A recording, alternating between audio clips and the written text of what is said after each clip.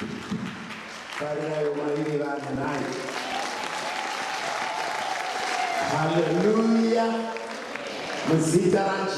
Hallelujah. I like the sound, especially the echoing of the mic. It's one of the sound chai chipatsi. Title to the one noise to the Zotis.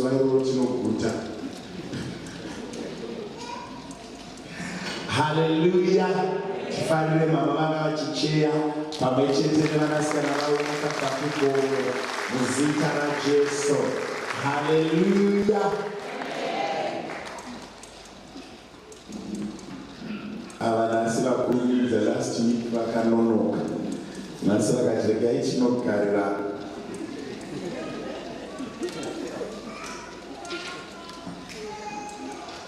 Umwe munhu akatotsama kuti daita chigara pasi.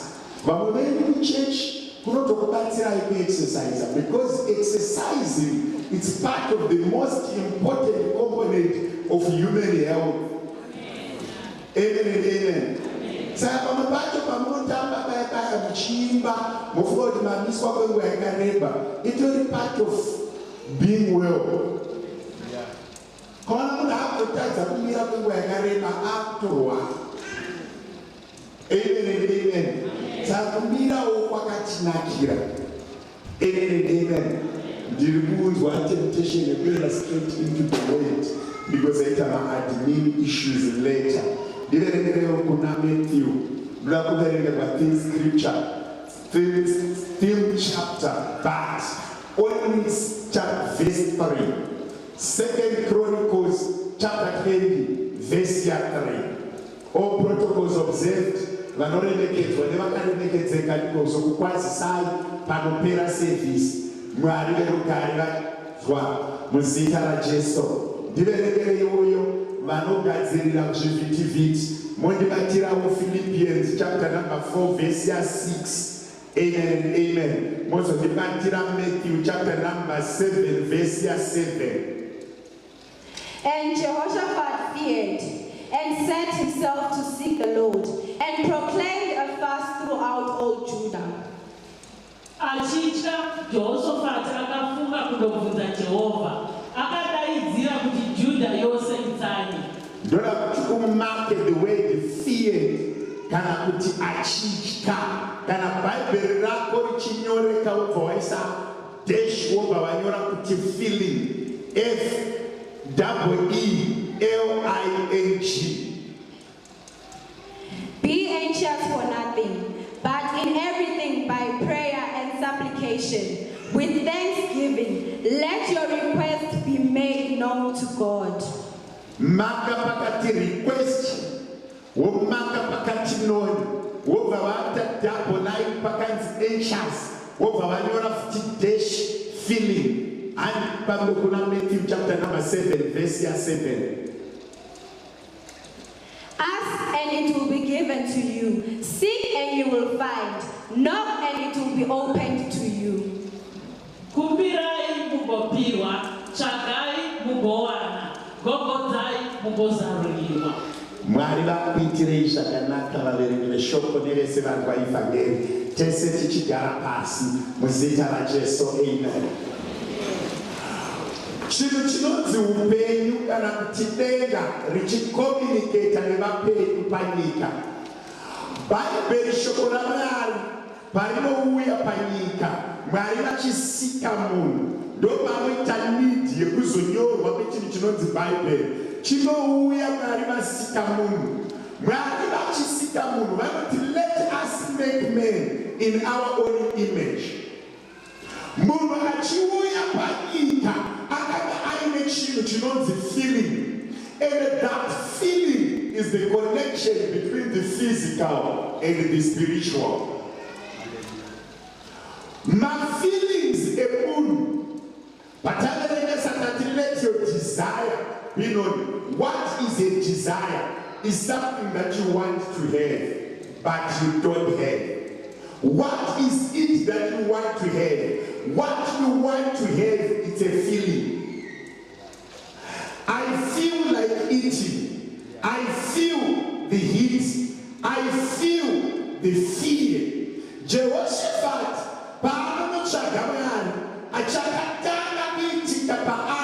it was a feeling. The feeling of fear drove his action to seek the Lord.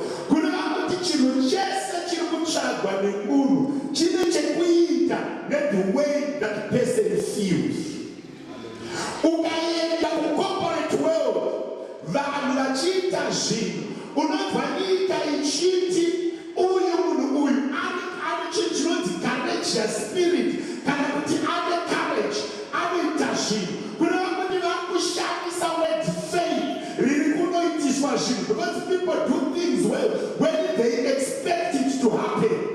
When they anticipate it to happen. Saka corporate world, vanogana kushandisa word rekuti nhingi ane courage, ndo anoita zvinhu. Kuhondo nekuma battlefield kunoshandiswa word rinoti brave.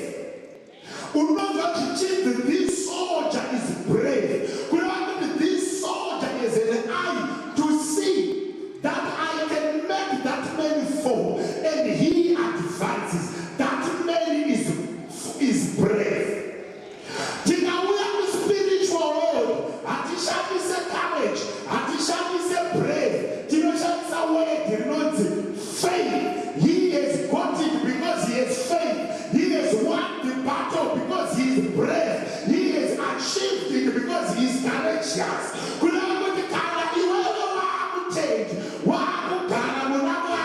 You spiritualize your network, and everything changes from courage to brave to connections of our social to one that sounds everything. Remote faith. A mature Christian, Munteni Akapwana, Muru Anakona, we shall be some transition between his feelings to communicate them to the Lord.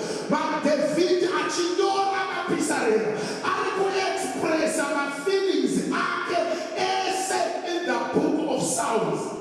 No one of Achidora, Munoti Gazirina Tafura. We are going to a feeling that when the Lord has been happy with me, he makes a temple before my enemies. You must be able to join your feelings into spiritual. What is prayer? Prayer is when you transit or when you translate your feelings into the word. And when those feelings, you have summed them up in word and you present them to God. Mufundisi Mukutichi, a feeling of provocation and pain of being provoked.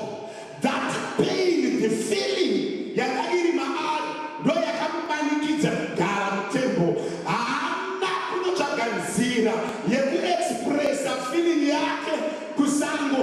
Akaenda nayo kuchechi. Akati yesi vana havagadzirwe muchechi. Vabereki tese tinozviziva kuti vana havagadzirwe muchechi. Vane kwavanogadzirwa. But ndaakutora this physical feeling yandiri kunzwa yakurwadziwa ndoenda nayo ndonoitransfer yova espiritual burden. Kana yava espiritual burden ndobva ndaendesa kune anotakura maspiritual burdens. Kana yazoaprovwa muspiritual burden ndodzokera kumba, ndodzokera zvemuphysical, ndonogamuchira eukana pomerekwa mwana. Kuneva kuti the connection between the physical and the spiritual is your feelings and how you treat your feelings. Jehoshaphat anapindwa nekutya, maari mukazara kutya, zviri kuitika muphysical, hazvisi kuitika mumweya. Hauziri mweya waJehoshaphat vakatya, but nyama yaJehoshaphat yakatya rufu. Akaona vanhu vachiuraiwa in the physical. Akaona Jerusalem neJudah richitapwa in the physical. And vaanalyze nevana vaseri havana kuuya vari maspiritual beings. Vakaungana pagomo vari maphysical beings vachiudza physical fear. Ndigadzirisire usipika vanoshanda kusound regai kotsiri. Ndiri kutaura nemumwe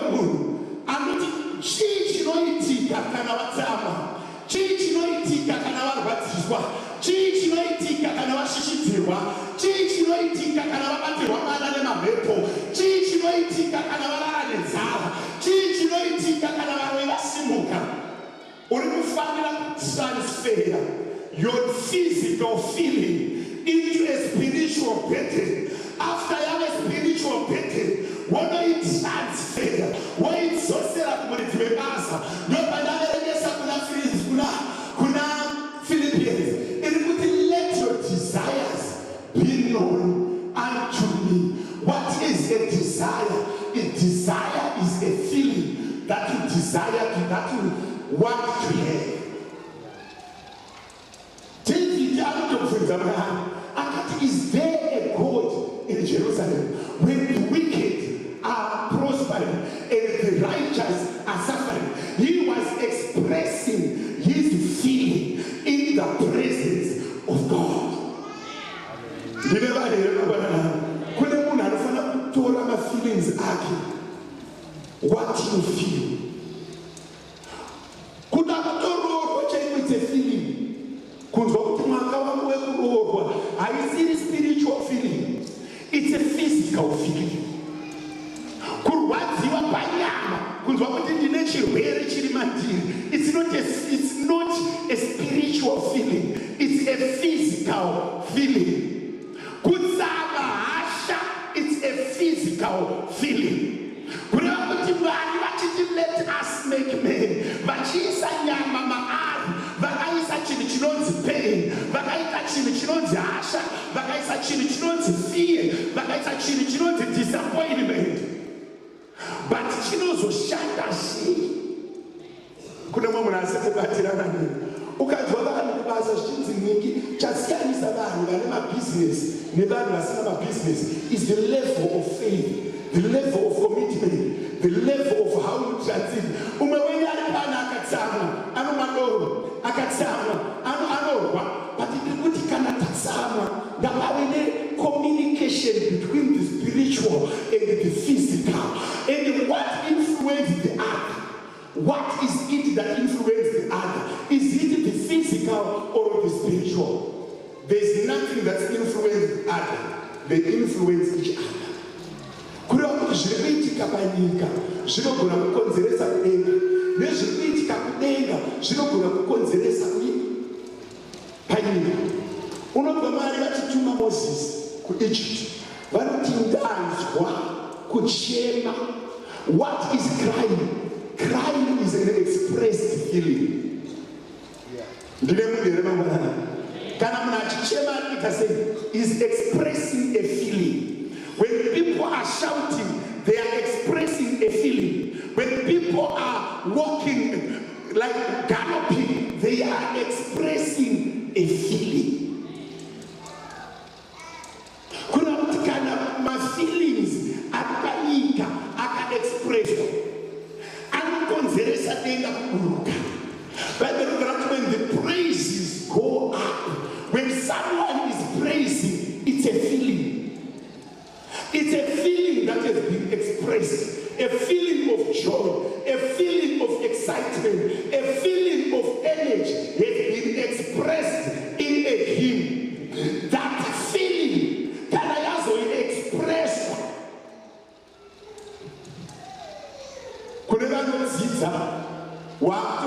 Every feeling must not stay in me.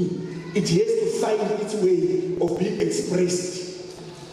If I have a feeling, I need to express it. When I express a feeling, I'm now transiting from the physical and have a touch in the spiritual.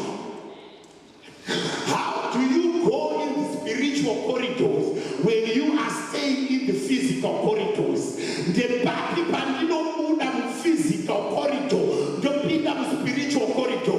Don't then I express it. By the just what we are finding out, I have come to set free the broken-hearted and the heavy-hearted. Kurati, chinokonzeresa issue. Jabez mwana wechifeyo. Akanda asiriye ega mwana wechifeyo. Vakanga vakawanda vana vechifeyo. But pari mwana one wechifeyo akarealize kuti ndakaberekwa muphysical isina kumira mushe, but I can transform my my physical nature and its background into a spiritual transition when I have a burden that I can shout unto the Lord. Ask, seek, and knock. Simba, Kristu, Kumbira kunamari. How do you let your desire known unto God? You need to ask, seek, and knock.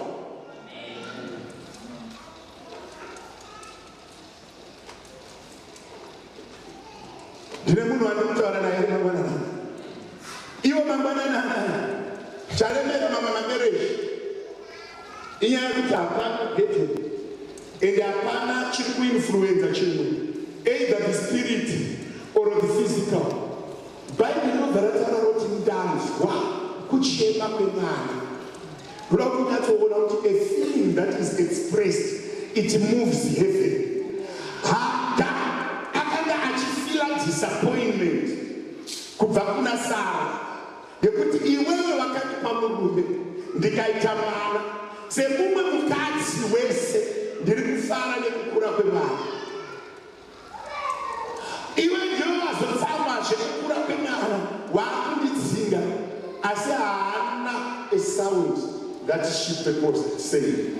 But anozotora mwana onomukanda chinhambwe. Pakusiya mwana achifuratira shoko raMwari kuti mwana aichema. Denga kwakuzwa mwana kwakudaidza kuti Sara muranda waHaga. Remember haana kuchinja title yekuva muranda waSara. But muna iwe pane chinhu chinonzi a feeling iri mauri ukaenda nayo pamberi paMwari. Usatsvaga vanhu when you have a feeling. Usatsvaga nyika when you have a feeling.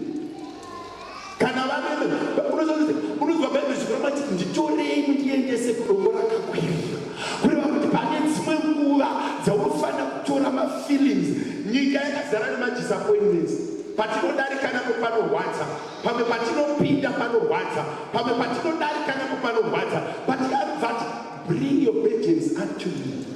What is a burden? Is a heavy-hearted thing that is upon you that needs to be transferred from what you feel. Do you know that a marriage or any other relationship that you stay in, it's a total submission of feeling. Ukatarisa inini nemwana wamusikana one sheno vanakazvara biologically one. What makes us their feelings, their set of feelings. I have a feeling he has a feeling she has feelings for me. We have only been screwed and misled when we think feelings are only sexual.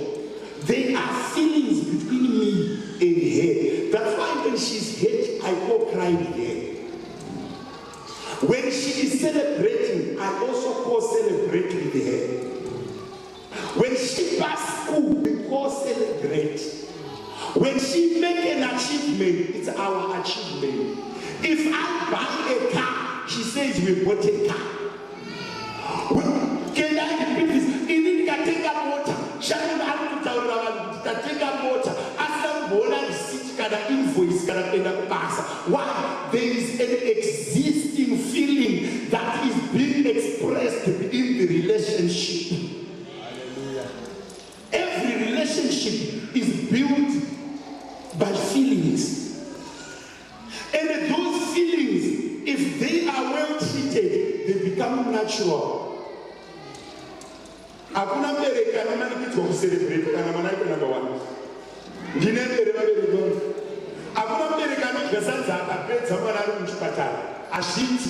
Why? Your relationship is a set of feelings, bad and good.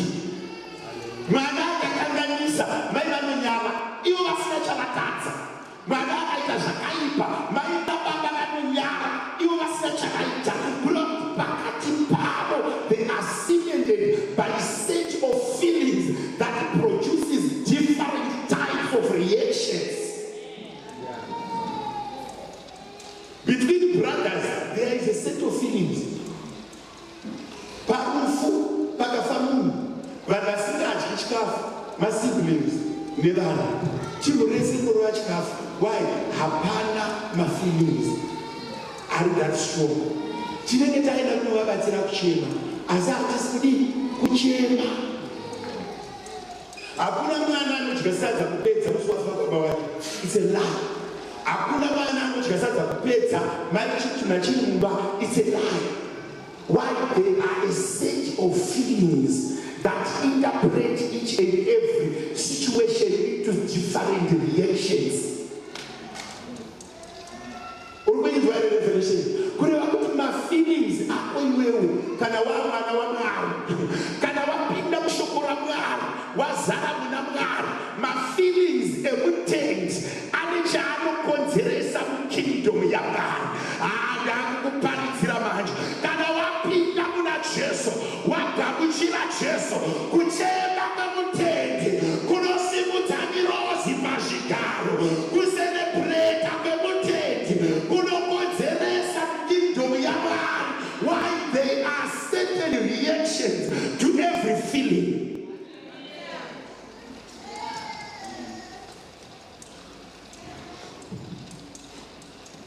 Kureva kuti kana tapinda muna Mwari, tazara muna Mwari, taamuna Jehovah, our feelings, what we feel and where we pass through, it has a meaning in the spiritual kingdom. That's why tizoona kuti bebe unonzwa vanhu vachiti mukaitira munhu waMwari zvakanaka munokomborerwa. Why? Hamusi kukomborerwa nekuti maitira munhu waMwari zvakanaka, muri kukomborerwa nekuti zvamaita imini as an action zvanoprovoka a feeling. That feeling in a reaction yainoreceiva pachigaro chenyasha. Munhu is a set of feelings. Munhu anotsva, munhu anonzwa nzara, munhu anotsava, munhu anorwara. Those are all things that a person feel. Don't underestimate your feeling. Don't underestimate what you're feeling. Ndosaka Bible ichiti let your desires.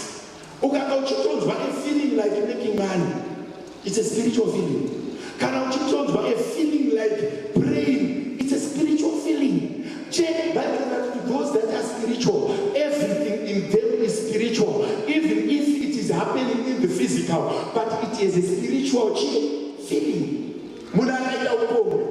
It's not a spiritual act, it's a physical act, but it frustrates the spiritual world. Purity. It's not a spiritual act, it's a physical act, but it has a spiritual meaning. Whatever is happening in the physical has a spiritual meaning, and whatever is happening in the spirit, it has a physical meaning.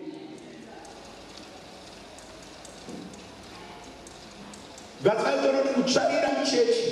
What I see, I don't try in bedroom map. Ukachaira bedroom map, you become a healthy look at the family. Ukachaira church, you will be blessed. Same action, different areas you are working. Saka my feelings around anichepita mkingdom. That's why Jesus ngoma batiti mukaitira utsiye nderera. Amuna kurova Mwari, amuna kutuka Mwari, amuna kugwana Mwari, mamborova nderera. But unotozonzwa chinzi denga rinodzama. Musina kurova Mwari kana kutuka Mwari, mambobata nderera. It's a physical action that is provoking a spiritual reaction. That's why tinotipanyika tinokubhabhatidza toti muzita raBaba neremwanakomana neremweya mutsvene 3 in 1 tichikunyika mvura zviri physical, but it has a spiritual meaning.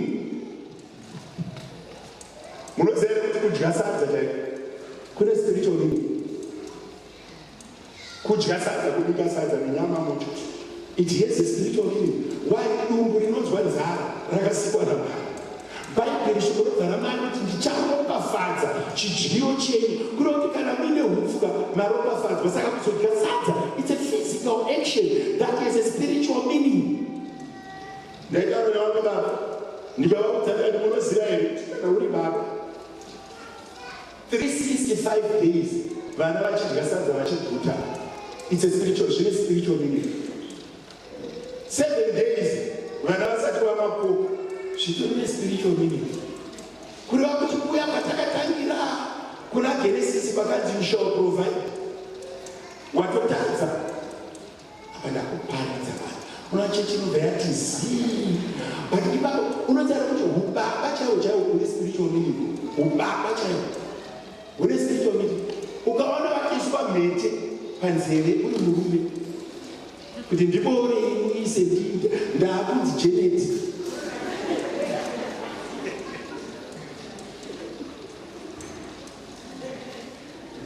kuti vemari vakakupa chiunu asi tirauzi rako unoda kuti ritangire paperi rachiunu chacho. You are not acknowledging. Zvakava nespiritual meaning. Because tirauzi rakanzi rinotangira muchiunu Mwari akatisa difference kuti bhande risunga iwo hauna kusunga pakati parakainzi risasunga. Kureva kuti zvakava nespiritual meaning kuratidza kuti baba ava kana mukomana uyu arasika njeri. Bhaibheri rabva vanhu vanochizii kuti Mwari akakupa chipfuva akachasisiyanisa nechemombe inokamwa yekuti inongokamwa masikati, iwe chako ndochaunoziya panze. Zvakava nespiritual meaning. Chemombe chinhu chakanonzi chinogara panze, chemunhu chakanzi chinovharwa, but muti unoti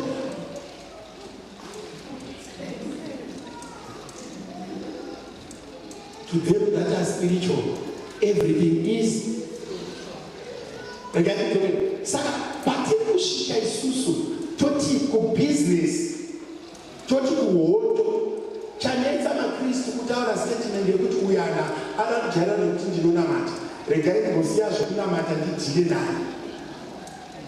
Uyu ndaada kujaira nekuti ini ndinonamata, zvaakaziva kuti ndine tisheti yeFM akatanga kundidherera. Nhasi andisikuita zvechechi, hakuna battlefield inopindwa nemuKristu asiya Mwari, because Mwari wacho ndomurwero. David anototi kwakuna Goliath, unouya kwandiri nemunondo nepfumo, asi ini ndinouya kwauri nezita raJehovha. Kana hondo yacho tifana kuirwa, unofana kuirwa naMwari. Kana usifana kusiya Mwari, so that war is not worth it. You are not supposed to engage in that battle. Every battle that a Christian engages, he must go with the word of God in front. Azvina kunzi Mwari vakati dongorova nhoma yaGoliath, akanotora dongo akarisimudza iye achireva in the physical, but the spirit behind. Pane chinhu wachinoitika ukaita zvinhu muphysical nhasi hazvirevi kuti unobva wawana spiritual meaning kusemberi. Zvinhu zvikaitika muspiritual hazvirevi kuti zvinobva zvaitika muphysical kusemberi. Sometimes funny time inowanikwa between the declaration in the spirit and the manifestation in the physical. Kana kuti pane timeline between when you present your petition to the Lord and the time the answer comes. Even though not waiting period that tests the patience of people. Kubva panguva yakanzi naMwari uchabata mwana uchaita baba vemarudzi, netime yakazvarwa Isaac, there was a time period.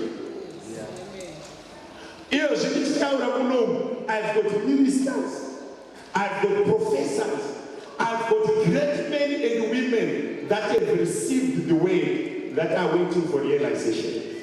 Kune vamwe vakaberekwa vaine ropafadzo pamusoro pavo, but nguva yakuti ropafadzo yacho imanifest ikwani inenge isati yasvika. Can I repeat this? Mwari anogona kukumisikidza as a prophet when you are 2 years, but also profita wako mukuru. Elijah anoti ndakakuziva uri mudumbu ramai vako kuti iwewe uchava muprofita. Muri kutaura umwe akatozopindura ndakakuziva uchiri mudumbu ramai vako. Muspiritual world patinoita madeclaration, pamunoenda kumakembi, pamunonamata, pane zvinhu zvamunotaura zvekuti wawega kuzoropa zvakumanifesta years later, times, because hakuna munamatorora uye hakuna prayer camp inoenderwa mahara. uye hakuna dhei inopedzwa munhu akatsanya mahara. Pamwe pacho pangori nemusiyano betime kuti paexpresswa a feeling netime icharespondwa to a feeling.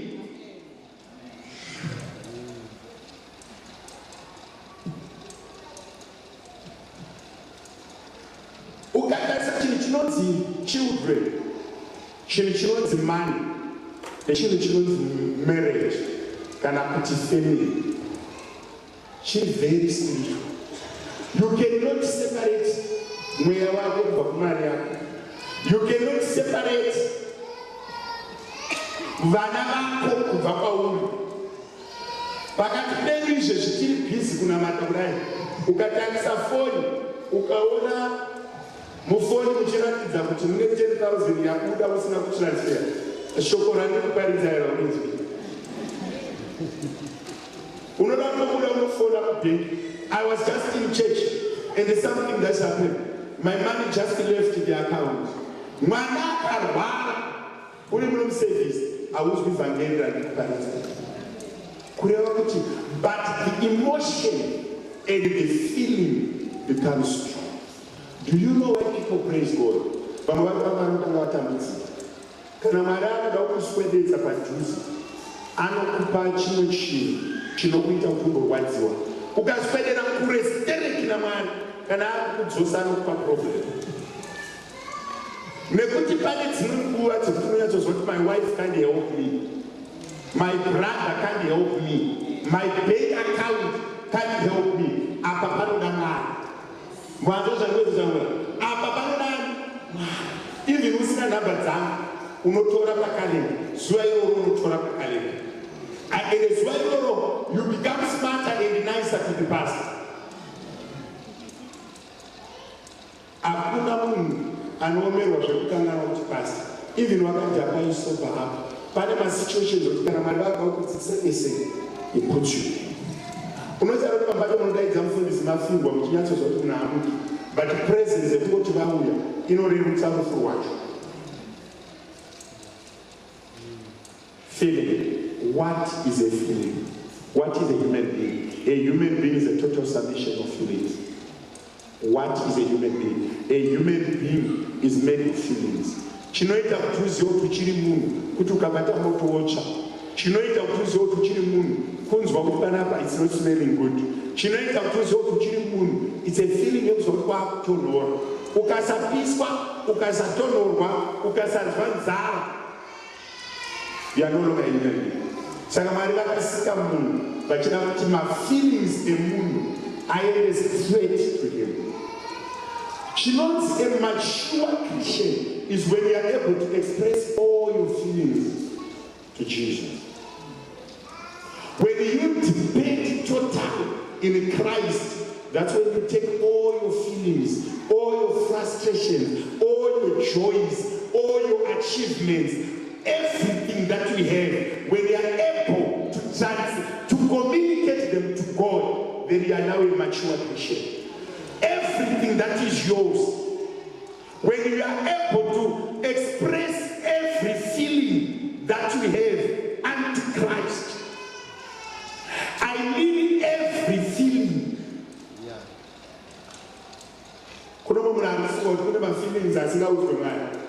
One of the miracles that God made me to do, or that I have performed through Christ, by Helen Joseph, was to go kumunhu anga akasungwa kumba vanobva kuchipinge neregererei, anga akasungwa dumbu rake kuchipinge asingaendi toilet. Zvese zvinoshandiswa kuti munhu aende kubathroom vakabairira zvikashaya basa, dumbu richifuta kwazvo. Pandakasvika muchimunamatsira vabaya mainjection kuda kudhonza nezvinosaka zvesha zvabva zvadhonza ura kusvika madhokta ati this is strange. Ndichipinda muchipatara ndichiona dumbu rakazvimba, chibaka muno bairisa rumbu rwamusoro, munhu achirilisa kutiwa yakanhuhwa wati yese vamwe vanga varimo vakabviswa pasina kubuda ura, pangobuda zvinofanira kubuda. kuzonzaura kureva kuti that feeling yekuti munhu achaenda kutoilet yanga yakuda kutoexpresswa kuna Mwari, the original designer akati kana madya maenda kupatrona mundamatira manesi akati iwewe ndiwo wakonzeresa zvinhu izvi daita saka zvichipinda purasitiki wona zvazvaita ndikati ndipei magloves ndosaka pamwe macho kuvekuzodadira vafundisi muchirohwa pamacho tino haudzwe kunuhwirwa ngatora magloves ndikapiwa bhurumu ndikakirina the mist. Anesi akati how did you give him what? Kati handina ndabata kumbiri ndikamuudza kuti zvinokuda ngazvikude sara ngazvisara ndine mumwe munhu anodaidza kutaura kuti hakuna feeling iri mumunhu isingagoni kurelata naMwari nekuti chese chiri pamunhu chakasikwa naMwari. Saka every feeling ine munhu inoexpresswa kune akasika munhu.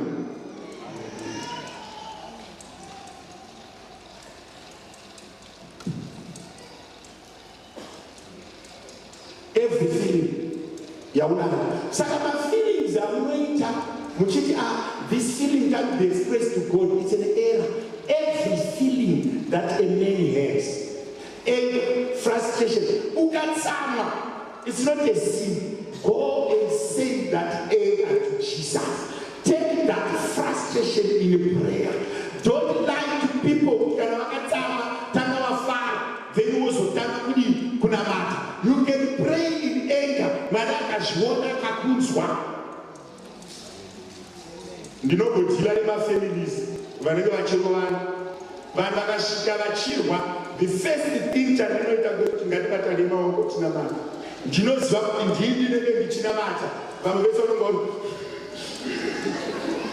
ndikaita wangu 5 minutes ndobva kumanda kuti mama waiwo 5 minutes ini nababa takateerera baba china mataiwo 5 minutes ini namama takateerera. After those prayers vanhu vanenge vaita sober up. Haugoni kupedza 5 minutes in prayer uchiti kudhara ndaita usiku hwese vanhu vakatsama izvo tinoti 5 minutes down vataiwachi ndokandapedza ndokandati yatini ane hasha ndianotanga ari kunyanya kupupira ndianotanga imi chiitaiwo 5 minutes paanopedza ukamubva kuti muzita rajesu tokunda todzokerazve kumovha muzita rajesu ukaona kufema zviri nani tatokunda. Why? Every feeling, no matter how desperate it is, no matter how painful it is, no matter how hard it is, kana yaenda pamberi paMwari anorapa moyo nekuremutsa zvinorema nekutakura mitoro yevanhu. Hakuna moyo wakapwanyika unoenda kuna Mwari ukaramba wakapwanyika. Ane tsika yekurapa moyo yevanhu Mwari, ane tsika yekurangarira vanhu Mwari, anonzwa minyengetero kana taremerwa mandiri. That feeling inoenda kuna Mwari. Kana takatsamwa, that feeling inoperera prayer. Let your desires be known unto me. What is the channel of taking your desires to God? It's prayer. Chinounza munhu pambepamai iprayer. Pandinoti seek, ask and knock, ndiri kungoti pray more. Seek, knock and ask, seek and knock. Ese mazviani akunozoka pachinhu 1. Pray and pray again. How do you seek the Lord? You pray. How do you knock to the Lord? You pray. How do you ask from the Lord? You pray. Ndichiri nevanhu vemapinju kana uine hasha unoda kurova munhu zvekumudhinda zveshe pedza 5 minutes in prayer ugondiudza kuti unogona here kunomurwa justify. Kana vakatsamwa uchida kubudira munhu pachena just pray. Then I'm telling you hondo yako inoda zvakanaka hauna kutuka. Kana usina kunamata hauna kutuka. Kana usina kunamata hauna kutuka.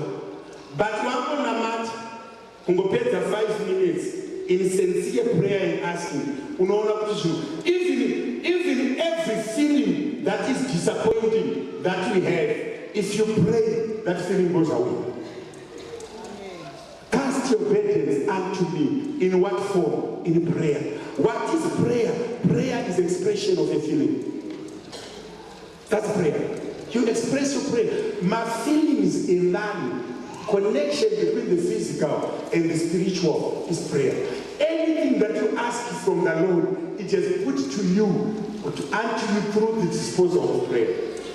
When you pray, you walk into the spiritual corridors. When you pray,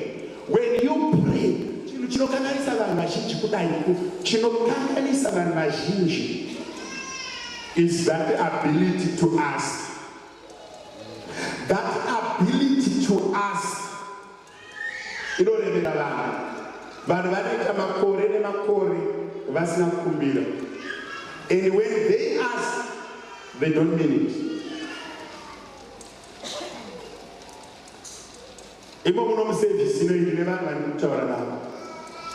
Don't say I am brave. Don't say I have courage. Say I have faith.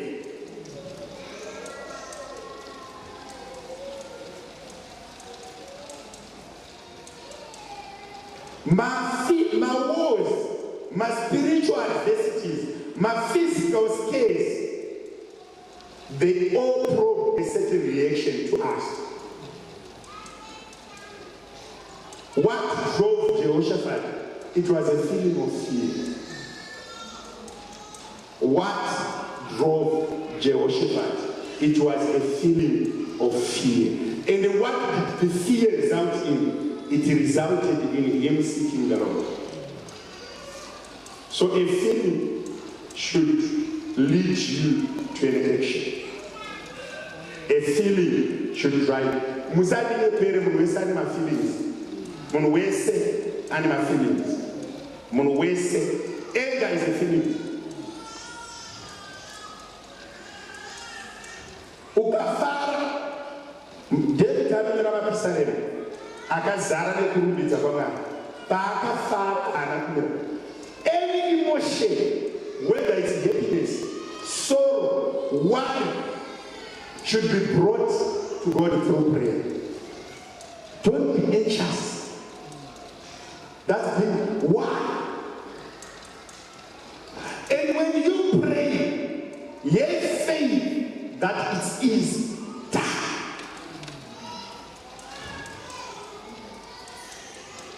What do you feel like in this moment? If I may ask you, are you angry? Are you happy? But they ask me, Pastor, what is your strength? I don't have a strength. I don't even have one thing. The strength that I have is I pray. And I believe in divine grace more than any other thing. Kanata simutswa chino simutswa nenyasha. Kanata kuenda kumberi. Kune vanhu vanoti vana nenyasha yasina nyasha dzacho. Vanhu vane vana vanoti vana nyasha, vana nenyasha, mazita ese ane chekuita vana tsitsi, vana takunda, vana mutsavashe. Asi havana nyasha dzacho. Vakangogumira pakupa vana mazita. Anataropafadzwa. Vane mazita vakapa vana. But zvamakataura pamwana zviripo here pamunhu. Munogona kupa mwana zita mutakanganwa kuti mune vana anonzi taropafadzwa. Musina kana hwani ropafadzwa, musina kwataropafadzwa.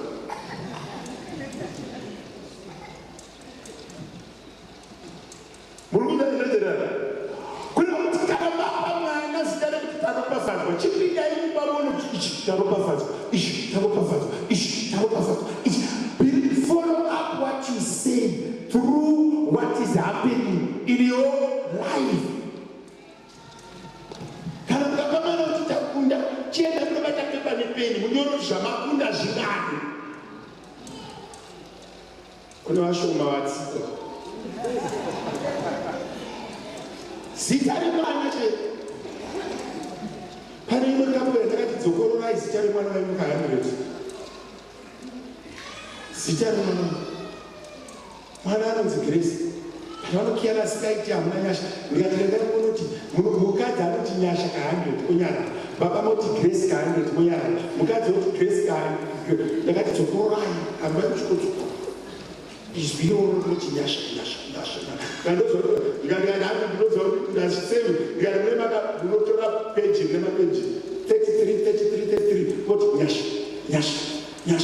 nyasha kusvakupedzira nga 33 kutangizazve nyasha uchisa zvimarai kuti ukatsozoti I've done it 100-fold. Chino chakanganisa vanhu kugona kutouya kunoti tinaye Mwari wezvishamiso, tinaye Mwari weminana, tinaye Mwari wezvishamiso, usina kana chishamiso 1 chawako wakazara nemazwi asina action. When you pray, it should be a feeling, not empty words. Your prayer must be an emotion. How God hears or answers a prayer, your prayer must be attached to a feeling and an emotion. It should not be a word that does not have emotions behind it. Chasiyanisa kana wakagara nemukadzi wako achikotsera mumutse rozonomuita takini kumba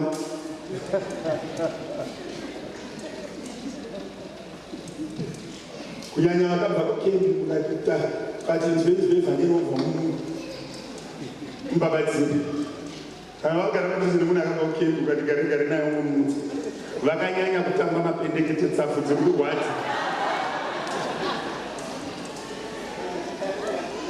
So prayer, no matter what 100 words, as long as your prayer is not being derived from a feeling and coupled with an emotion, then that prayer does not get to the Lord.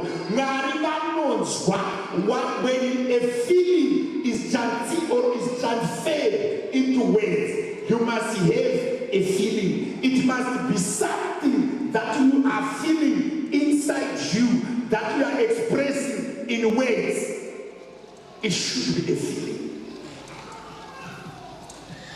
Vakana venyu vakambobikirwa sadza nemadzimai avo, vana vava vanobikirwa, mese munobikirwa, unonyatsoona kuti shasha yabika zvekuti inodzimai ingabadza, but hapana connection yechikafu. Unonyatsoona kuti akaisa muriwo unoti supu inotizira uku, mavheji acho anotizira uku, ende mundiro inomoeka isitiusi kuti iri domasi, iri onyeni, iyi kovhu yanga yakatsvika zvabikwa, kureva kuti zvaitwa sadza riripo setsika, asi hapana attachment, hapana meaning. Vafika nekuti manheru todya tozorara. Nepamwe pokuti unoti ukaona so kachikafu kacho kana wanongoti hausipika mavheji, ndiwedzerewo mavheji, ndiwedzerewo fuchi supu, unoona munokuri akatandira kutabinanzva zvoti paita feeling neattachment. Nedenga uri kuseka pane varume vaviri vakaita chibayiro, umwe akaisa chibayiro, umwe akaisa chibayiro. Hanzi moto wakauya ukanamzva chibayiro ukateerera neropa nemvura zvaenda kumasaidhi ealtar uchinamzva, kureva kuti kana paiswa feeling, chinonzi prayer ngaive neattachment yefeeling.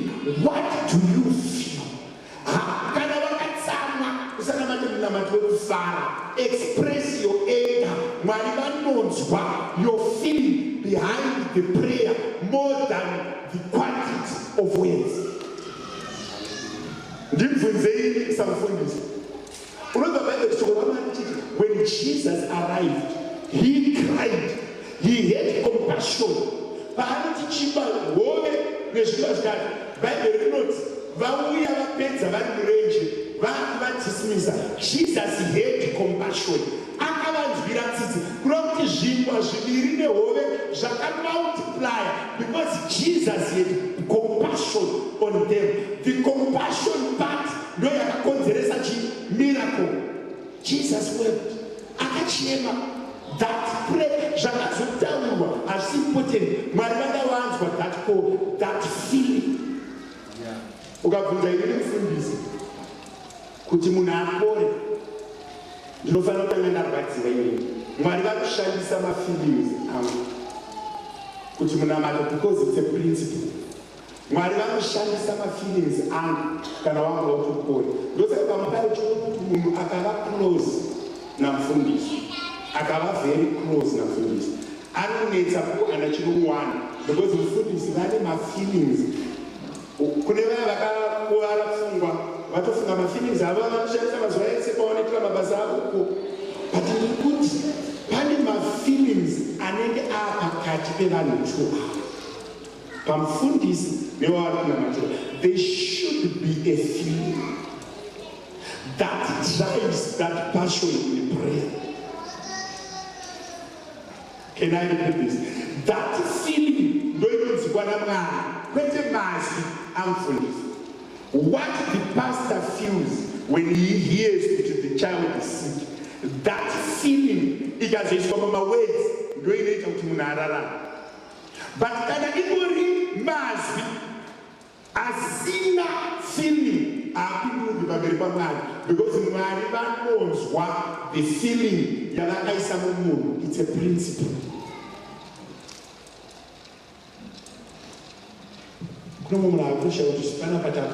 Yes, when there is the one you loved died. People knew. And in pachechi amuna kupusa zvekudaro, amuna kupusa zvekudaro. Zvekudaro zvozoti munhu yanodiwa namufundisi mungabva mapusa zvekudaro inini mese muri pachechi kana amungapusi zvekudaro. Pane vamwe vanhu vamunokuzvo ukavhiringana naye mudhara afati unyepe amuna kupusa zvekudaro. Unotozviziva kuti ende vazhinji vacho havazi vanhu vanodiwa physically, vanhu vane a contribution into the kingdom.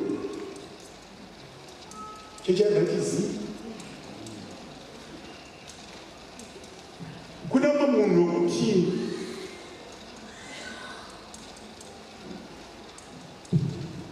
alright, mirai nditaura. Pane time yandaiti ndikabuda muguta tavana aita a certain condition 2016-2017 ndavo ndikabuda muguta cheche tavana adaiswa wokubuda muguta nakuzo ndikabuda ndafonera kusvika zuva 1 nandakati kekutanga nekupedzisira the boy must be strong ende zvakava zvakokupera zvakanaka hatisati tapadzokera futi kuroku pamupaki panofanira kuva neattachment inenge iripo pamunhu. Ndopaakatinoti kana mazvizvitakura chiregai kufamba makazvitakura musina kudeclare kuna mama tiri kunocreate the attachment because isusu bhuku redu renhumbu maizviziva kuti kune bhuku renhumbu nekuti isusu mubhuku redu renhumbu mubhuku rakanyorwa nhumbu iyoyo nhumbu iyoyo inenge yakanyorwa. Saka ini ndakatenda Mwari kuti nhumbu iyi ichaunza Sunday school. Saka pimba inotanga kushekwa yakunyorwa nebhuku ramufundisi nekuti nhumbu iyi iri mubhuku. Now nhumbu iyi yanyorwa mubhuku yabva yacreata a feeling of expectation. Makazvinzera nenhumbu iyi yakanyora mubhuku pane nhumbu dzakanyorwa mubhuku nenhumbu dzisiri mubhuku kuroti kune vana vari munzira vasiri kuzikanwa nevari munzira vari kuzikanwa. Saka yakanyorwa bhuku ikatanga kuda kubva yakunorijusa kuti ini ndiende palisti yebhuku ndinocheka. Saka kana zvadaro ini ndonobata bhuku rangu ndoti varichengetawo nhumbu dzangu idzi dzamakatendera mugore ra2024. Saka mumakoronike epanyika zvikanyorwa pasi zvinonoita spiritual meaning. Mufundisi maakutanga kunyepa mira ndikubatsire. Bhaibheri rinoti Modhekai akaziva vanhu vaida kumukira mambo, iye ari mahobho kana kuti gadi vaanyora vazvainyorwa kunzi Modhekai muJudha audza mambo kuti kune vanoda kumurwisa. Mambo akabva anyararudza vanoda kumurwisa. Paitika a physical thing ine spiritual meaning asi yabva yakanganikwa. Those kuzoti fambe Hamani akuda kuuraya vaIsraeri.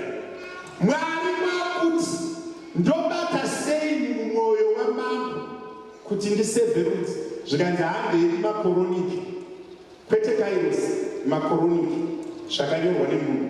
Pakubva zvebhaibheri robva rati mambo akakumbira bhuku ramakoroniki ashaya hope. It's a physical action to sleep, but a spiritual declaration in the spirit.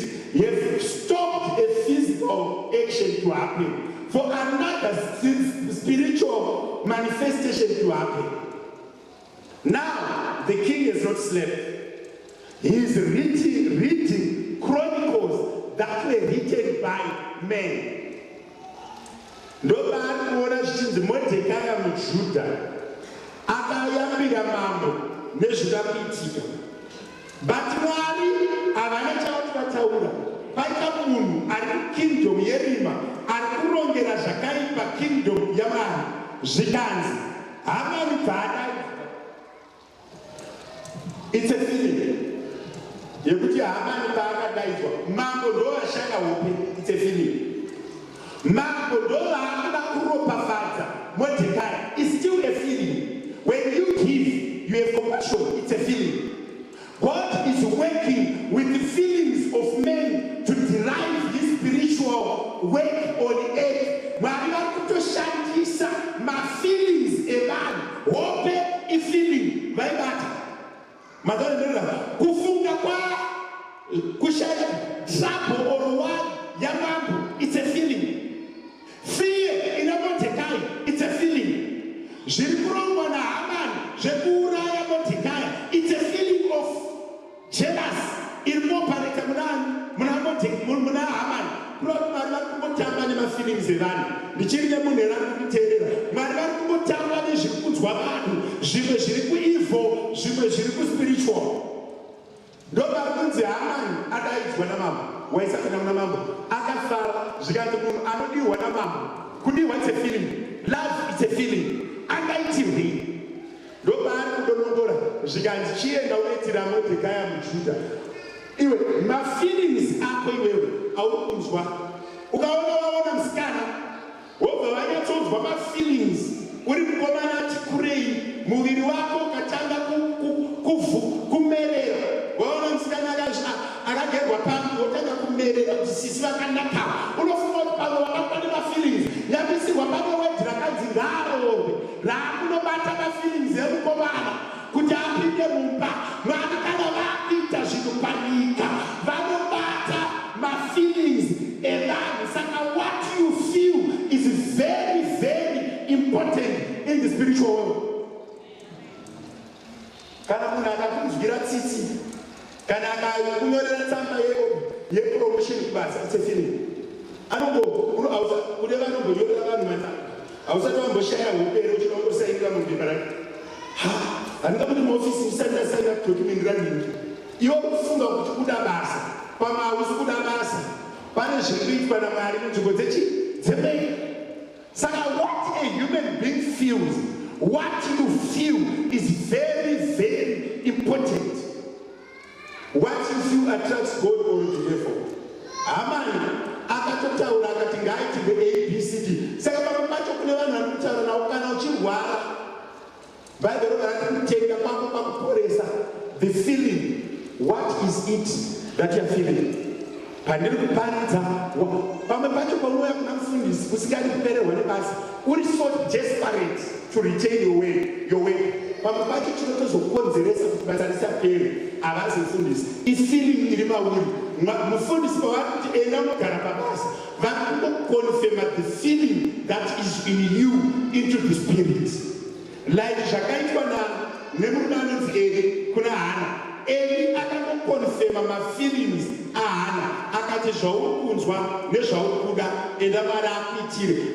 What was important in the birth of Samuel was not Eli but the feelings of Hana that she took into prayer. Kune munhu akachinzwa pandira vandichi paridza ndichitanga ndichidikitira kudai ndokutange kubuilda mafeelings ako. Hauda kuti Mwari vangokuitira zvimwe zvinhu. Muservice inoyi, I want God to work with what you are feeling. If you're feeling like money, if you are feeling like being healed, if you are feeling like being married, if you're feeling like being, what do you feel? Hakuna mwana zina feelings. Umato, iyo shishipari gane mwane the strongest feeling of sleeping. Alakurara. And the open doors of chapter of service no no piwa double portion. Mutsaga aduse which is hapo diklewa na fundis. Ashidi kutore feeling iyo. Because no piwa Majima to garane kuna nonara in 3 minutes. Unopeza yako tsini. Usawa na a double feeling, a double patient of a wrong feeling. Ukanja change the value. This person is a dangerous feeling. You don't place and that feeling. I want to do it. I want to do it. It can be done. Ukanja this person is a sweet spirit. What are we meaning by sweet spirit? When we say sweet spirit, we mean that person is a desire for things to happen. Chakula za marriages, chakula za zimba, chakula za vana, chakula za teenagers is the spirit that they have, is what they feel. Vangani venye vanutaura neni ku personal level. Hauna chinhu chauna andiri ndikakachita. Na watu uya tuchinaturalize chichi. Even singa pane biti. Pano pano patakakwana pataisa kwana. Nevamwe vanhu vatakashaisa hope vaifana kurara. Nevamwe vanhu vakatipa zvataisafana kuva nazvo. Why? Takatenda kuende kufuna. Unotodwa David achibvunza kuti ndianiko muFiristia kwano anotuka hondo yaJehovha. Lord akashotwa akabva kurwadziwa nekuona madzikoma achitukwa. That feeling yekurwadziwa ndo yakakonzeresa dombo kudonhedza Goriati. Munoziva kuti kana usina shungu hapana chaunenge. Saka what you feel and what you have passion for drives you. Whenever you are in a position of authority, don't use them to manipulate the child, the whole place. Because but now in the office, I can say blessed or I can say not blessed. Office, but office. And I got picked. You could use your shish map, say, no, to pour over to pour. No, to Simuka over to Simuka. No, to Tauchan over to Nekakuwan. Ya office in China. But you put him on the van. I will put in the Tanga, David, and one for Solomon. Put the Anna food and beast. I'm not going. Madam Magana David, we are an eating as a kind. Gaka, the communicate beast. Zuano, Iran beast. But I mean, Susua Mantatora Tapu Namatanari, Tichipani, Wataka Banako Kuri. Paragana Kuri, Panama will be there, Totas of him from Guafina, Atop Mama, we don't know 48 and our but take up night, Madame Itashi. They are making a machine, regarding such a management, Ziwa, Wajita right off. Pamuchina Maya Kachina Matira, but Maria Vizamatzara, but Marimunda Mato, Remutimana Karina Omana, Valakona, but Pamupacho Spanislavana, Regamuta Sinamun, Pass, Marimana Moon, we have Marimano Remekeza, Zivons Bambu, Neputina Asika Munem Fanatuavo, Akuna Mukaino, Wapanika Samari, Regakufar, Kanamunachi Taputzika, why? Even a Katari situation in the war, Yakaoma, even a Katabutika Snake, even a Kawana Snake, Moon, Anamari, Maribano Moon, feeling in Mugurompo, it can express Papa Paman, Maribano Munakarina. Did I remember the Mascata? Did I remember what you feel? No matter how disadvantaged you are, don't better sum up your feeling into prayer. Don't better sum up your feeling into prayer. Maria has been in a matter. Maria was a feeling in the moon. Mwari vanonzwa a feeling iri mumunhu.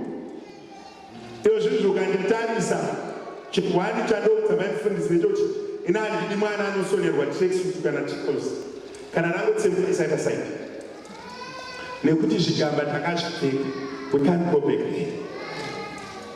Uri kuziva zvandinotaura?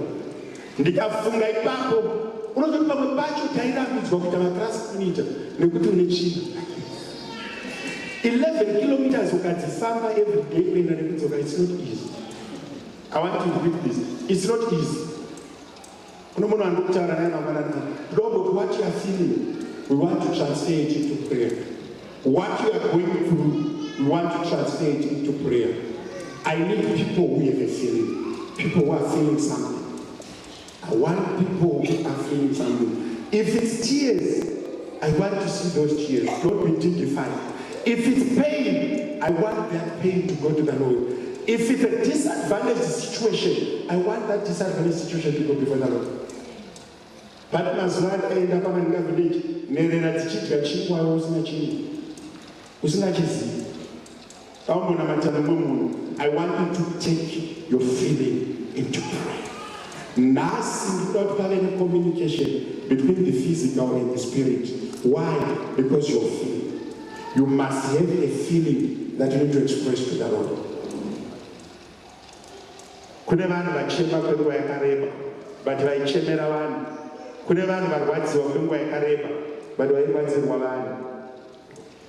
Jehoshaphat anoti, when fear came upon you, he seek the Lord. I want you to ask, seek, and knock. I want you to ask, seek, and knock. Some of us, we are going through rejection. I want you to ask and seek and knock before the Lord. I went through rejection before. When you go into a congregation and people don't accept you because of where you are passing through and who you are. It's very easy to be acceptable when things are fine. Very few people accept people that are passing through tough times.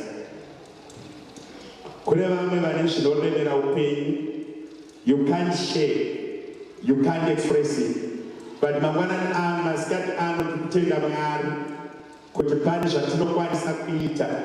when we take that feeling into prayer, we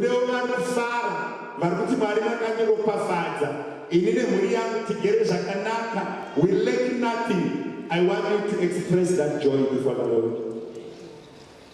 I want you. A man is an emotional being. I want you to provoke your emotions. We don't do prayers in our sober minds, but we need to go in ecstasy. But I want to transform from the normal and become a spiritual person and express myself. I want you to express that thing that is in you. It's a feeling. I want you to express it. Mwari kudenga nezita Jesu. Munosindidzwa musevhisi ino Mwari. Ndiri kukutendai kuti hakuna a boundary that has been set that cannot be broken. There is no oracle, written or spoken, that can be reversed. I pray that each and everyone hearing me may have that emotion. You say, let your worries, do not be anxious about anything. Let your desires be known unto you. I proclaim that desires be presented unto you. Baba kuni vamwe vagara kwenguva yakareba mweya mutsvene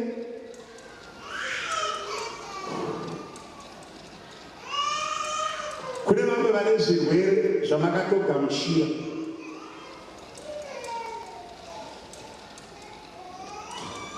Thursday ndakaita all night manheru ndiri 1 chimuka ndichikunyengeterera. Nhasi hakuna wari nokuda katoro. hakuna. Kune vamwe vari kuleadership manzwa nekubatira vamwe machira. Please remain a Christian. Express yourself to him.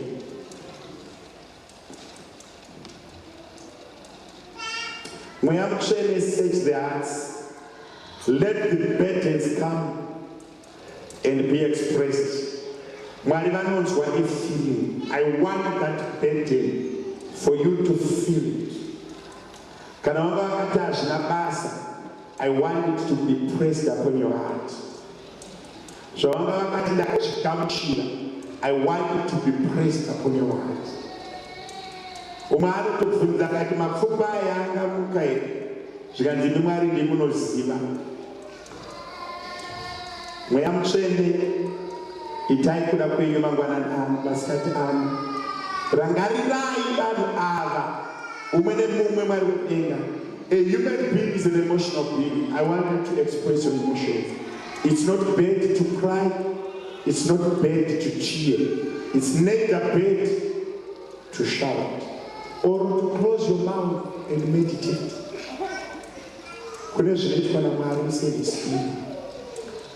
I can see broken marriages being reinstated. I can see poor people rising. I can see the jobless getting jobs today. I can see the lost being restored. I can see the rejected being restored. It's a feeling. What we feel, our emotions. I want God, Holy Spirit, I want you to get there.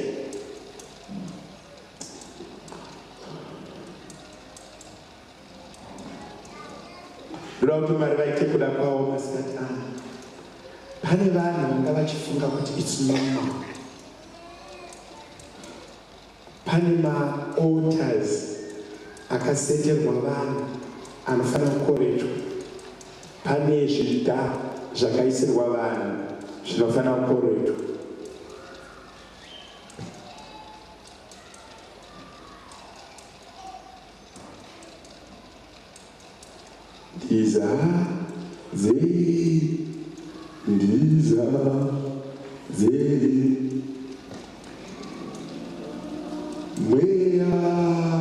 But I praise him, I could not respond. And I think I told you what to do, you didn't do it.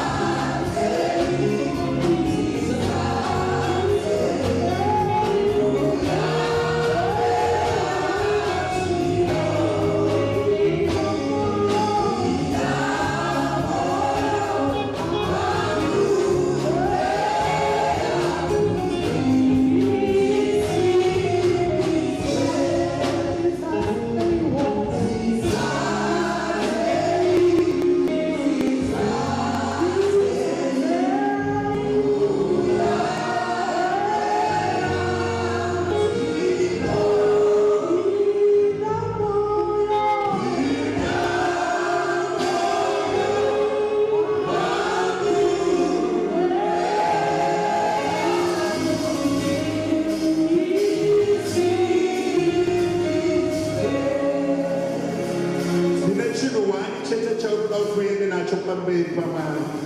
Umwe neumwe chimaliza zisai chinhu ichi. Ukaita 2 or 3 kutenda kwako, but muservice ino pane chinhu 1 chinofanira kuzadziswa. At least 1. Baba ndiri kukutendai, simudza kutenda kwako. Pane chinhu 1, ukaita 2 or 3 or 4 zvinozadziswa young level yekutenda kwako. Asi muservice ino, at least 1 chinobatika chinofanira kuzadziswa.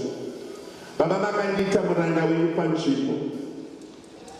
Izvezvi pane chinhu 1 chinofanira kubatika kuumwe neumwe ari pakati pedu. Zvikaita 3, 9 kwakutenda kwevanhu nekusiyana kwavo. Asi muservice ino, Baba ndiri kudeclare at least 1 miracle to every individual. Wese ari kunzwa izwi rangu, I decree that transaction between the physical and the spiritual, that is fulfilled. Baba, kune vanhu vane zvirwere izvezvi, kune vanhu vanga vakarambidzwa izvezvi, kune vanhu vaifanira kuzvibata izvezvi, kune vanhu vanga vakaruza tariro izvezvi, kune vanhu vane zvirwere izvezvi. Holy Ghost fire, Baba munosungirwa. Mangwanani ano ndiri kudeclare munana. Vamwe vane zvavakaita pamberi penyu Mwari zvisina kuzorangarirwa, ngazvirangarirwe. Uye kune vasina chavakamboita, asi nekuda kwesevhisi ino, mweya mutsvene sevhisi ino ngapaite chinozadziswa. Baba ndinzwei semuranda wenyu paguta. Baba ndiri kutaura semuranda wenyu paguta rino ramakanditendera vari kunzwa izwi rangu. Right now, ngapaite munana unoratidza kuti imi muri Mwari. Mweya mutsvene izvezvi kune vanhu vakaenda kumaaltars akawanda, but muservice ino ndiri kudeclare munana. I decree a miracle, at least 1 to each and every member. Baba izvezvi, Baba izvezvi,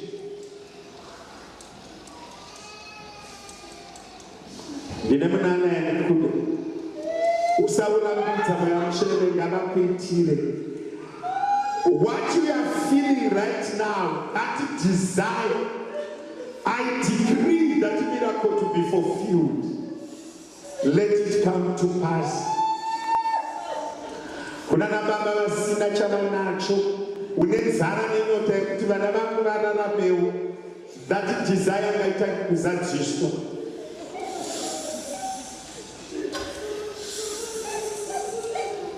Mweya mutsvene, mweya washo, baba vangu, ndiri kuzvinzwa mandiri. I can feel it. I am strongly feeling it.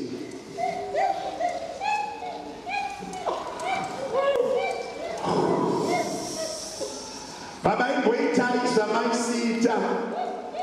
Baba rangariraiwo gote kwarino musvinurire vanhu. Baba kana mandiwanira nyasha musevhisi ino semuranda wenyu. Jehovha kana mandinzwa mangwanani ano.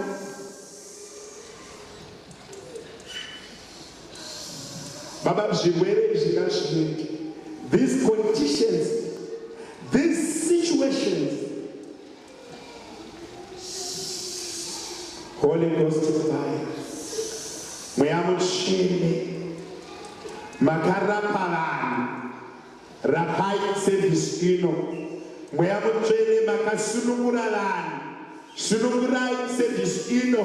Mweya mutsvene makapa vanhu vana, ipai vanhu vana musevhisi ino. Mweya mutsvene makapa vanhu zvekudya, rakarinais izvino kune vanhu vane mazita ari kukura izvezvi. There is power.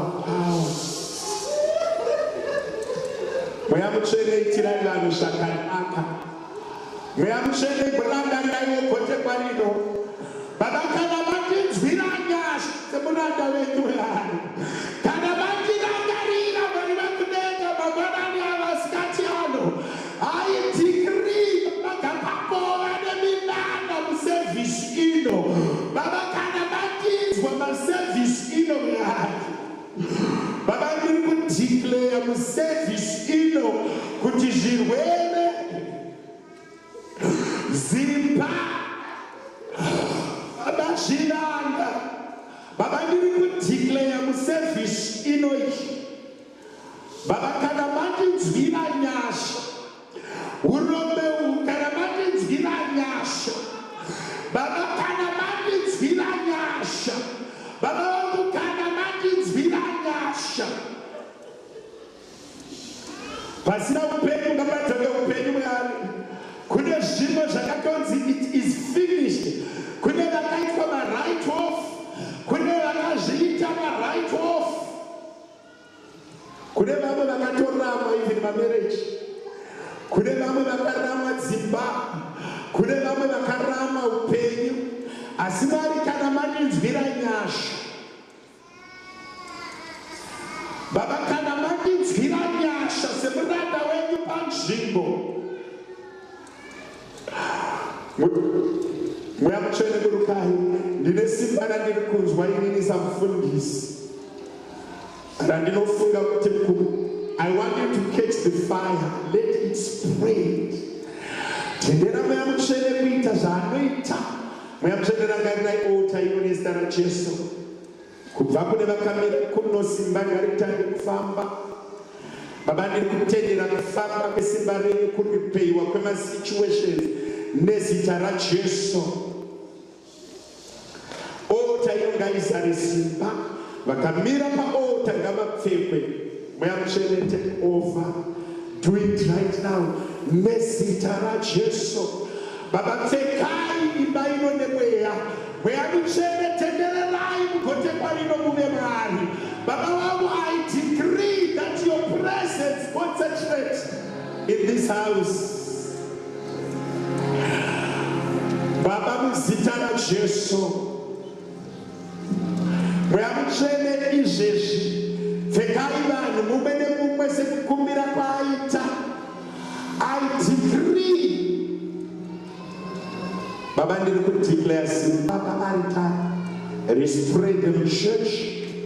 Baba kubva kwaunoku tendera mweya mutsvene ambova Mwari. I want you to suspend your mind and allow him to be God. Zvinhu zvemweya upenzi kune vasingatendi. I have so many people vari kuzevezerwa namweya mutsvene vachiresista. Vamwe vakamirira vamwe kuti vatange kunamata. Your moment is now. Allow him to work with you. Vamwe vakamirira vamwe kuti ataure ndimi achidzinzwa. Vamwe vakamirira vamwe kuti vacheme agochemawo. Tendera zvauri kunzwa izvozvo ndimi Mwari. That feeling yawinayo iyoyo ndoyanoda kuti tishande nayo service muno. I want what you are feeling. The burden iri pauri ndoyatiri kushanda nayo. Mwari vari kutarisa vaudza maburdens pavari. Mwari vari kutarisa vari kunzwa zvavanofanira kunzwa.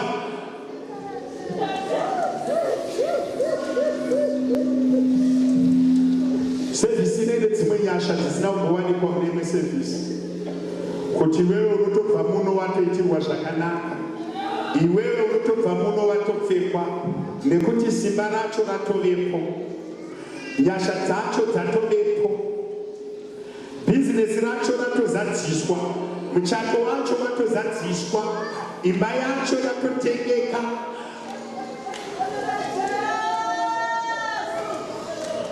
Gamuchira kuti chiri pamoyo chabatika nezita raJesu.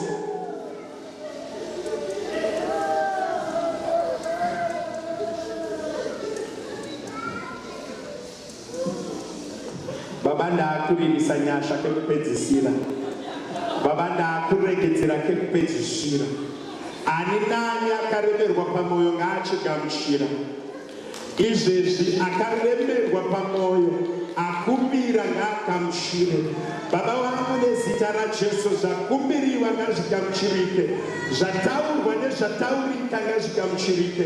Baba ndiri kuririsa nyasha yekuti urwere ngauchiregedza. Baba ndiri kuririsa nyasha yekuti zvisipo zvivepo.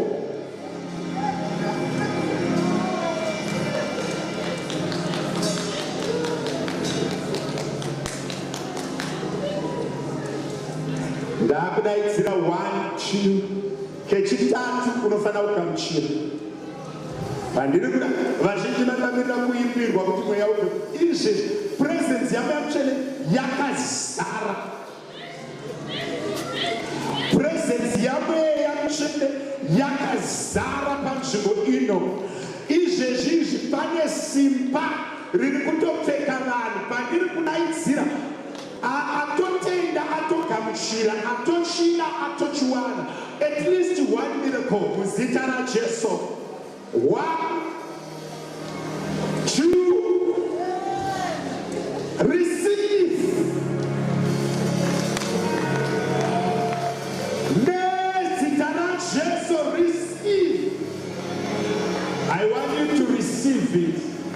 Kune vanhu vari kuresista izvezvi. Vanhu vese vari kuona rima ndati receive. Munhu wese ngaagamuchire.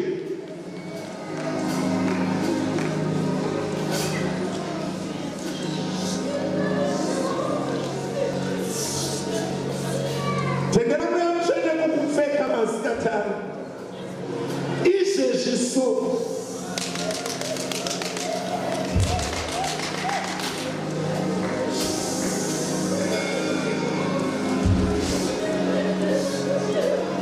Baba muzita raJesu.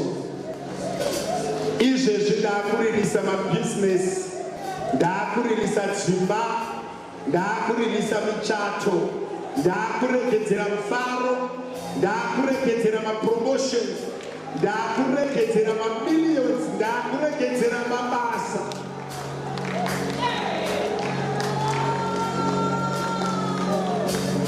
Ndiri kure munzvimbo dzemeya.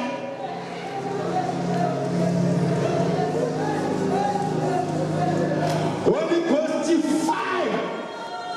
Mweya washe, mweya washe, mweya washe, mweya washe.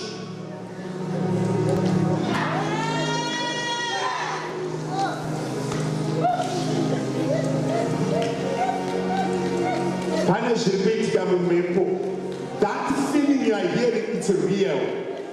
Izvozvo zvauri kunzwa, it's very real. Baba vapfeke nezita raJesu.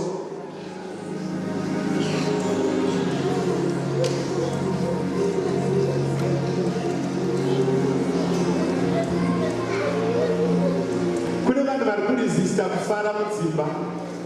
Pandataura nyaya yekudzodzeresa kwedzimba dzakapwanyika, waramba wakanyarara. Simudza maoko ndikutaurire izvi. Baba, dzimba dzese dzine machallenges. 1 2 receive.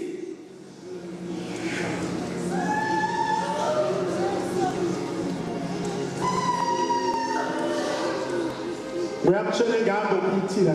Vamwe muri kureceiva mabusiness, vamwe muri kureceiva dzimba, vamwe muri kureceiva mufaro, vamwe muri kuriperwa upenyu, vamwe muri kuriperwa zvisingaite. Nhasi munhu wese anowana munana.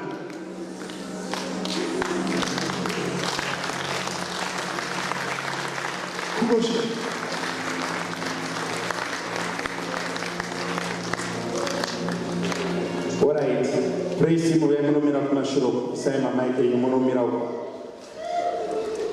Mire justified. Pane zvinoitwa naMwari. Zita raJesu. Make sure mic yangu haidzimi at all point. Ndiri kuda kungodeclare this altar holy. Munhu wese anokwira kuno kunofanira kumbowana simba raunowana. kakwira kuno kuchifamba unenge wakasimba unofana kudonhera paota simba ringoonekwa. Imi ndiri munoshanda kuno kumaleaders pane simba randiri kudeclare kunouya paota. Izvezvi pane nyasha dziriko. Mai vakabata ota vanga vatange kureceiva izvezvi pavakabata ipapapa nepavakapfugama. Baba muzita raJesu, it is done. Right now it is done. Misodzi ingaichirega kudzoka futi. Da muzita raJesu.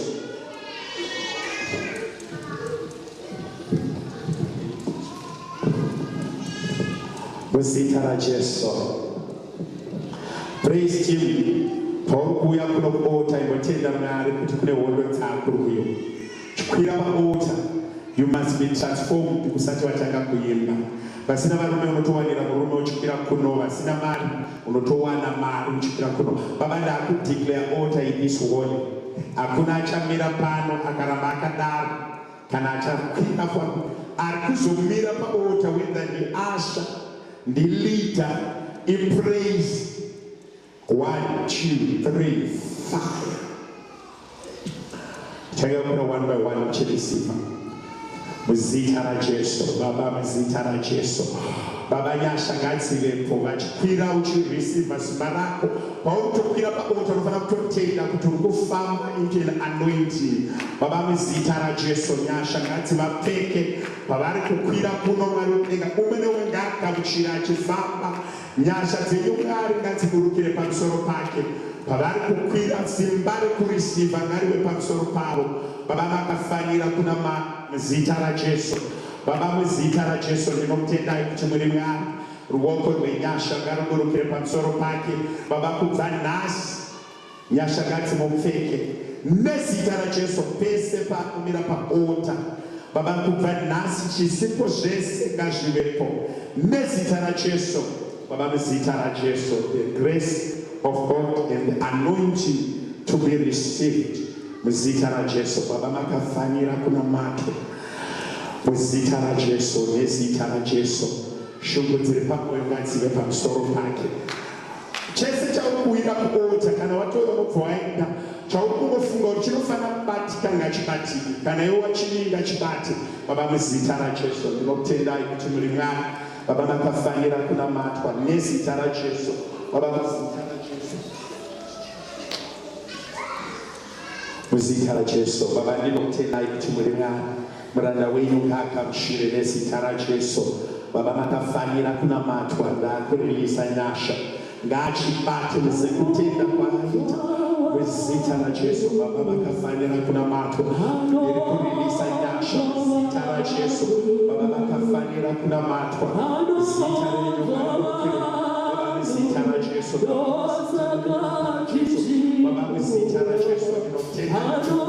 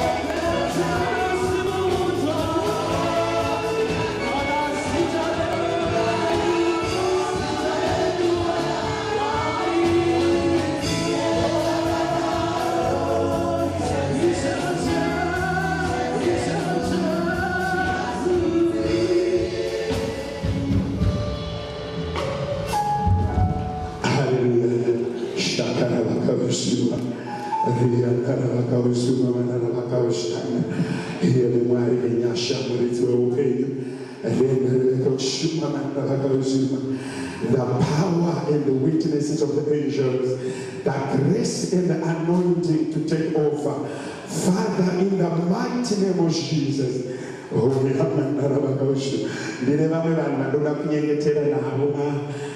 Kati ano mwari achitibatsira kune vamwe vanoona kunge dhirama vanhu vachitosimuka so munhu achitoenda kure sekuseka so paunozoda kufamba naye unyatsoona kuti munhu wandiri kudhila naye panapa hatisisina zera rimwe chete. Amen and amen. Pamwe pacho God comes to you when you are so broken and you don't see why he is visiting you in that time when you are broken. Pane simba randinokuti pane zvinhu zvekuitika munzvimbo dzemweya.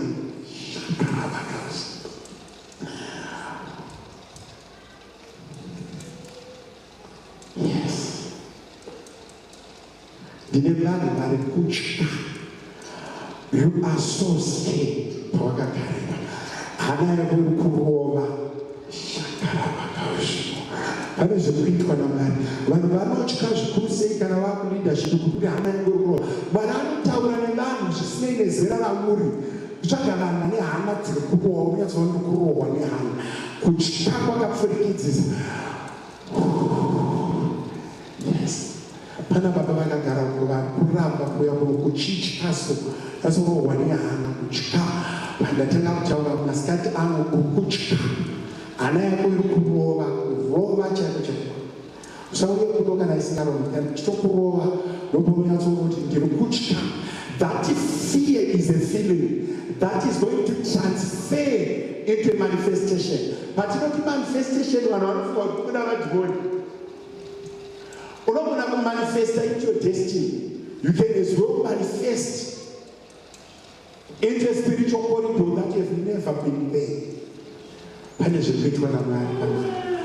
Simba raMwari rine zvanoda kuita. Sevhisi ino yakanyanya kunaka kudarika masevhisi atakajaira. Mweya mutsvene muri Mwari. Itai kuda kwenyu nevari kumberi. Izvezvi so.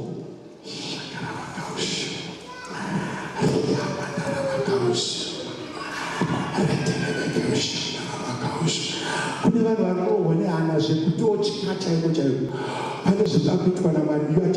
You are not manifesting a demon, no. You are just going to the other level. Remember, patinonoverwa pasi naMweya Mutsvene, pamwe pacho is just a transfer from one season to another, from one situation to another. God is going to transfer you. Tarisai muone tuwana kuti kwatiri kuzoenda. This small. Baba ngazvizadziswe. Let here be transferred right now. Zvamuri kutaura paari ngazvizadziswe. She's going very, very, very far. The Holy Spirit has chosen her for a special assignment. At this tender age, this one has been chosen to go very, very, very far beyond what you comprehend. Namchene mane zvavari kuda pamwana. Namchene sizadzisei. Vabereki vemwana, they must watch here from now. Maari maiswa simba risina zera nevanhu panyika.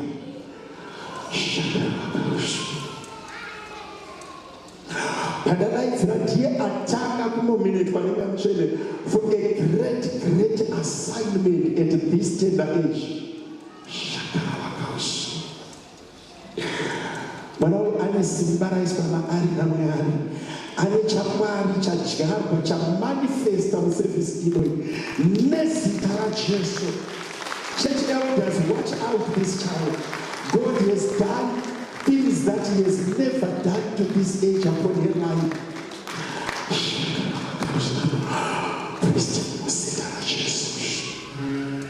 Vari kumberi simudzisa maoko. Receive maoko yedu. Ndichakuda dzangu.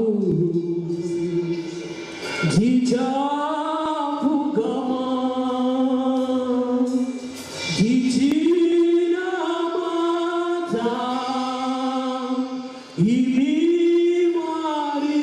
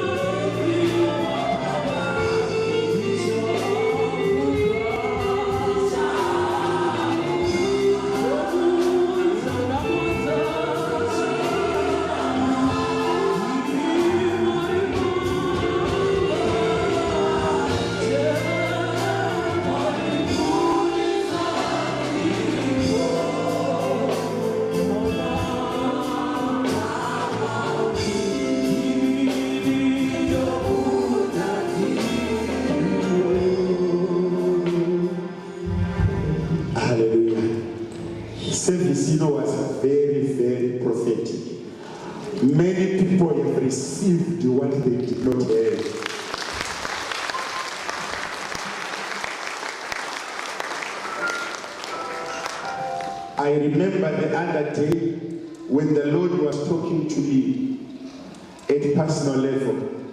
It was just a feeling that I had, and I sat down.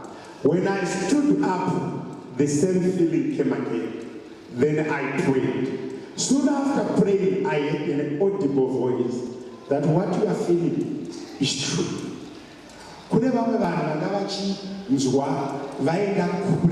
That feeling is a reality.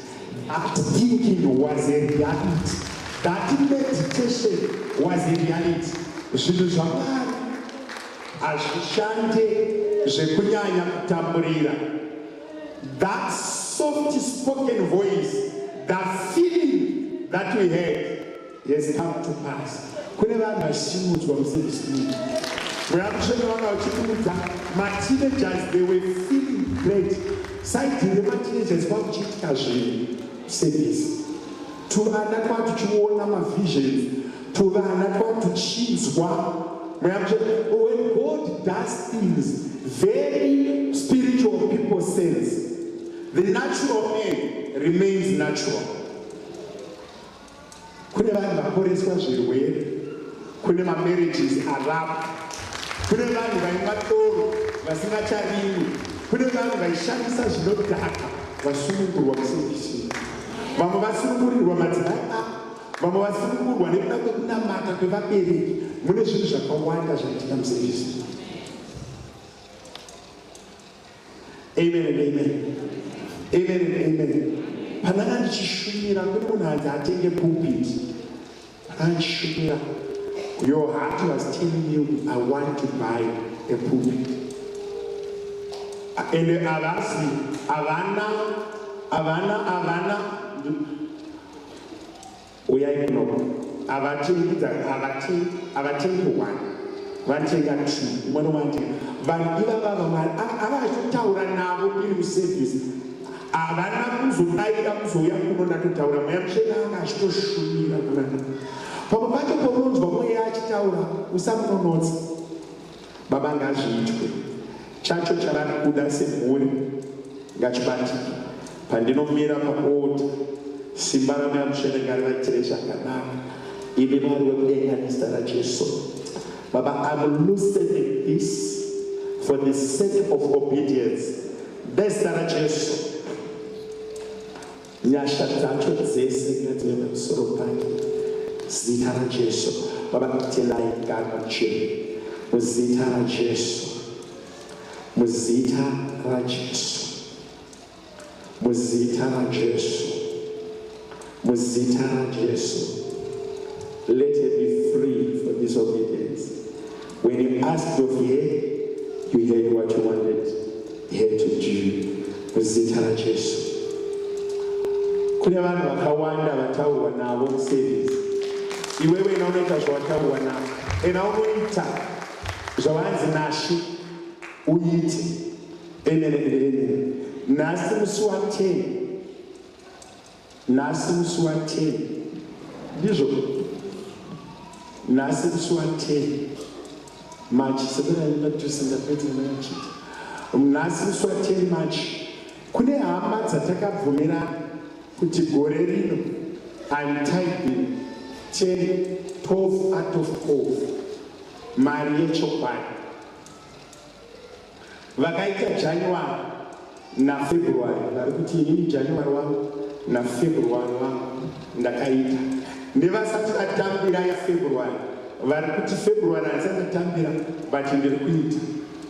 It's very spiritual. Tell us what you are feeling. Transit in the spirit.